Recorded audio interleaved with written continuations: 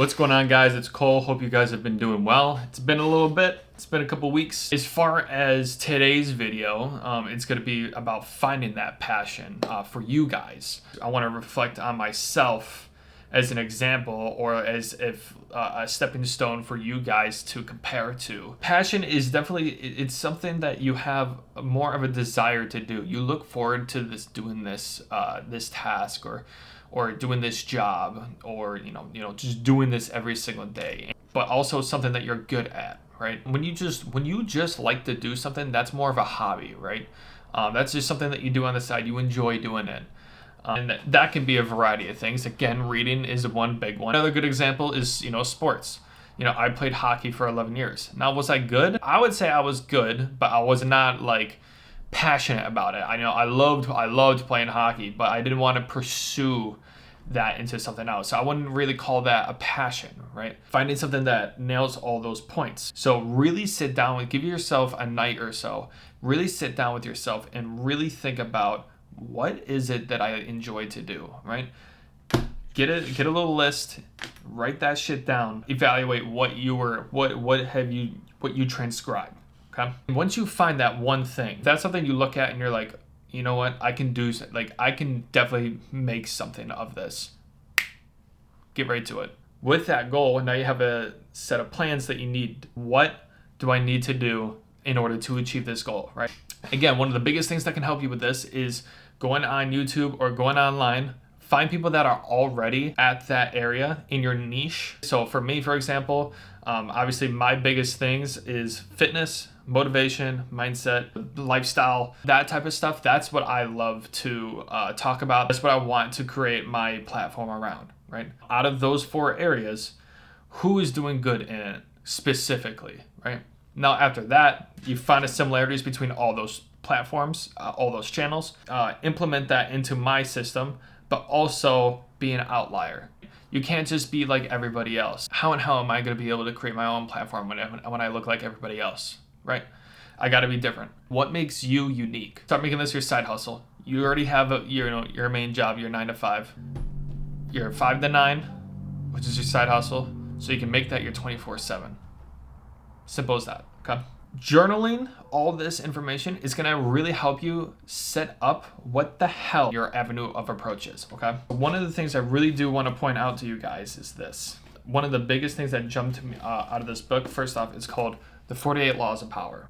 One of the biggest laws that really jumped out at me was Law 28. Is enter action with boldness. If you are unsure of a course of action, do not attempt it. Your doubts and hesitations will infect your execution. Timidity is dangerous. Better to enter with boldness. Any mistakes you commit through audacity are easily corrected with more audacity. Everyone admires the bold, no one honors the timid. Going halfway with a half heart digs the deeper grave. If you enter an action with less than total confidence, you will set up obstacles in your own path. You're self-sabotaging if you're not all in with it. And that makes total sense. Now, how the hell are you going to be given 50% and expect the same outcome versus somebody that's 100% in? You have all these bullet points of how the avenues are going to take place, right? You want to lose 50 pounds, okay? What are those avenues of approaches? Well, I got to work out, right? I got to gain muscle. So that's step 1. Boom, got it. Other thing is cardio, right? Do I want to start with 30 minutes a day? Cool. All right, let's just start with 30 minutes a day. Boom.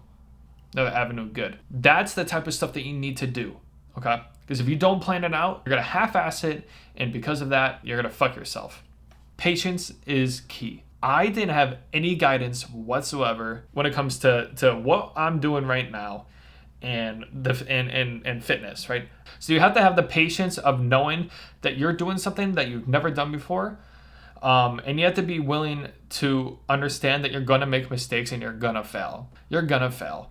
There's going to be obstacles that come up. You got to understand that you got to overcome those obstacles. You got to understand that it's going to take time. What you think about yourself is what you're going to create. If you're going to think you're a fucking loser, you're going to be a fucking loser, okay? The power of manifestation is real. It is 100% real. You have to really sit down, have a relaxed mind, and really visualize yourself in that position. So for example, if I wanted to go into the NHL, I have to imagine myself in the actual league. I am currently in the NHL. I'm visualizing myself, passing to somebody, setting up a play to score a goal, right? I'm imagining myself, at a press conference talking to reporters, right? So it's that type of stuff that you want to think about, right? But you also need to tell yourself you're already in that position. Sometimes you literally need to tell yourself that you're in that position when you're not. If you are in this constant mindset that the world is out to get you and that you're a failure and you don't do anything about it, you just kind of sit there and take it, what are you going to expect? With everything that I talked about, that itself is going to help you achieve the greatest accomplishments in your life. And these are just kind of standpoints that I have personally been following. Consistency is going to be the key. You can't expect something half-assed and get 100% of the results. That's just not how it works, right? So you need to give it your best effort, and you'll get the best results that you can get. That's just that's just correlation. But the biggest thing is just starting. There's never going to be a perfect time to start, but the perfect time is to start. If you're waiting, right? So if today's October 22nd and I wait until January 1st, all that waiting, all that extra time you could use to either learn or get started. So then by the time January 1st hits, you already gained this additional knowledge. I'm not using my extra days in January trying to figure everything out because I already have it figured out. I already have a structured plan when January 1st hits. So that's the type of stuff that you need to understand. And I'll leave you guys with this one. Law 16 from the same book. Use absence to increase respect and honor. Too much circulation makes the price go down. The more you are seen and heard from, the more common you appear. If you are already established in a group, temporarily withdrawal from it will make you more talked about, even more admired. You must learn when to leave. Create value through scarcity. All right?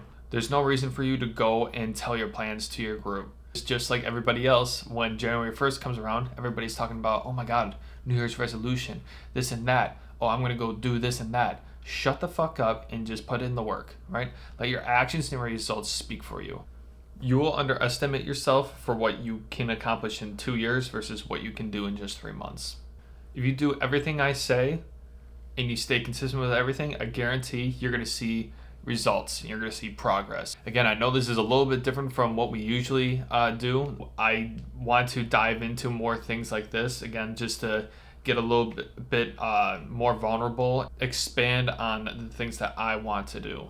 If you have any recommendations or want to see anything or anything talked about, maybe something that you're stuck on personally, let me know. Leave a comment. Again, be sure to like and subscribe. Thank you guys so much for watching all the support. And as always, pay your dues.